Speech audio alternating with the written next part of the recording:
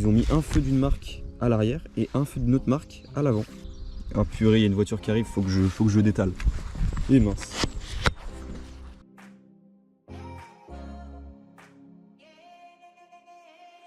Comme promis, j'avais dit que j'allais faire une vidéo quand elle serait terminée, donc je vais le faire. Mais avant ça, il me reste un tout petit détail. C'est ces pédales qui sont très moches. Donc je vais les remplacer par les refabrications que je fais type Lyotard. Donc on se retrouve juste après ça et puis on va faire une petite présentation de ça.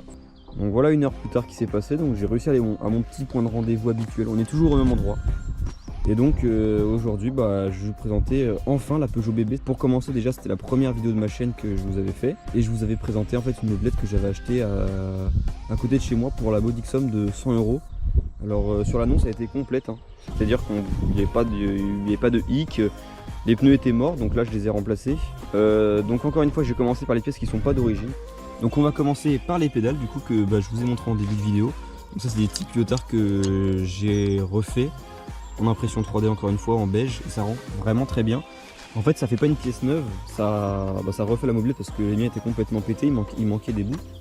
Et là vraiment ça refait une petite beauté mais sans trop que ça se voit que c'est de la pièce neuve. Donc voilà, c'est très solide, il n'y a pas de problème là-dessus. Et donc elles sont sur mon profil eBay qui est en description. Pour le cache compteur, en fait, j'ai mis mon sigle dessus avec en fait c'est quasiment celui identique à l'origine, j'ai juste mis RB à la place du sigle Peugeot parce qu'en fait mon sigle il s'est cassé pendant que je roulais.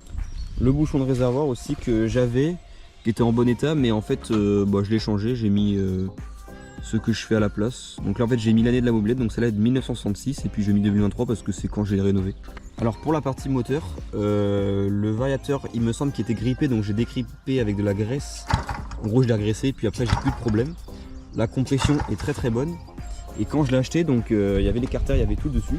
Et quand je l'ai acheté, surprise, il n'y avait pas le carburateur, donc j'ai dû en racheter un. Donc j'ai acheté un Gürtner D12, ça s'appelle. Et ça marche très bien. Le cache volant en aluminium, alors ça c'est vraiment une très belle pièce. J'avais des problèmes d'allumage quand je l'avais refait cette mobilette là. Et donc en fait ça venait du condensateur.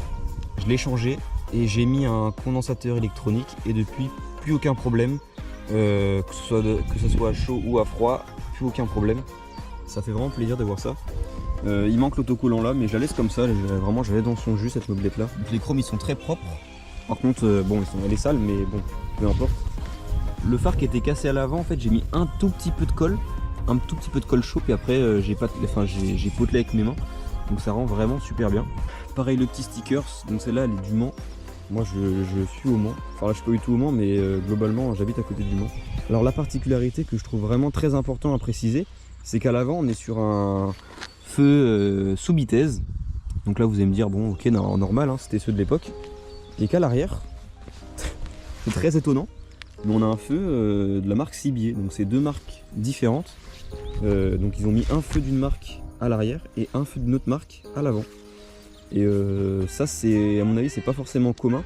Alors est-ce que c'était pour foutre un coup de pression aux marques de l'époque pour qu'ils diminuent leur prix et qu'ils prennent plus de commandes? J'en sais absolument rien. Mais en tout cas c'est quand même étrange.